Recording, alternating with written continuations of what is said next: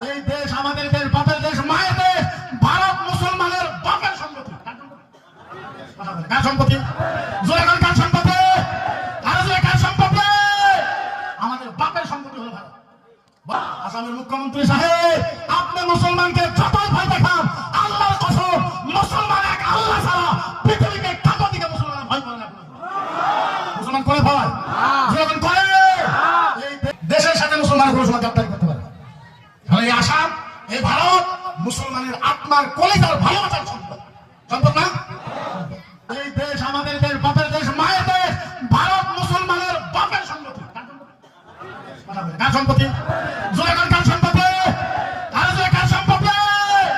আমাদের বাপের সম্পত্তি হলো ভারত। বলেন তো, পৃথিবীতে প্রথম মানুষ আল্লাহ কাকে বানাইছে? আদম। কাকে? আদমের সালাম করে কি হয়? কি হয়? প্রথম মানুষ আদম। আদম আঙ্গুল আব্বা হয়। আদমকে আল্লাহ পর দুনিয়ায় বানায় ভারতের জন্য। কোথায় বানাইছে? তাহলে কোন ভারত আঙ্গুলে কার সম্পত্তি হইল? আব্বার সম্পত্তি। সর্বতলা তুই কি বলেছি? হুজুর আমি বলেছিলাম দুনিয়ার ভিতরে যত বস্তু আছে সব বেটির বিয়াতে দিব। এই সর্বতলা শোন, আল্লাহ কোরআনে বলেছে ওয়ালা রাতু ওয়ালা ইয়াবিসিন ইল্লা ফি কিতাবিন মুবিন। আমার আল্লাহ বলেছে সারা জগতের ভিতরে যত বস্তু নাই তার থেকে বেশি বস্তু আছে কোরআনের মাঝে। যা কোরআন দিয়ে দে। কি দেবে? কোরআন দিয়ে দে। তারা থেকে বঞ্চিত হয়ে এত বড় কোরআন, এত বড় কোরআন, এত মূল্যবান কোরআন আজ আমাদের ভিতরে না। কোরআন আছে?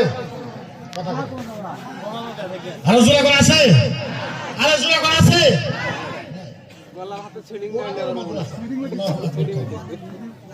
আমি আপনাদেরকে বুঝাইতেই পারবো না যে কোরআন কাকে বলে।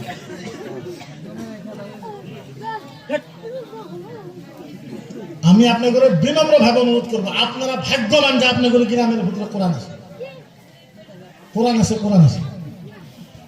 একটা হলো কোরআন, আরেকটা হলো নবী। দুইটা বস্তু আমরা পাইছি। আল্লাহু আকবার কাবীর। এর থেকে মুসলমানের আর কি লাগে? কোরআন না হলে আপনি নবীকে চিনতে পারবেন? কথা বলেন, চিনতে পারবেন? জোরে করে চিনতে পারবেন? আমি সাধারণ একটা হাদিস বলি, লাশ একটা হাদিস করি, কইমু কইমু সবাই বলে না। জোরে বলেন, কইমু। আমাদের নবী, নবী নবী।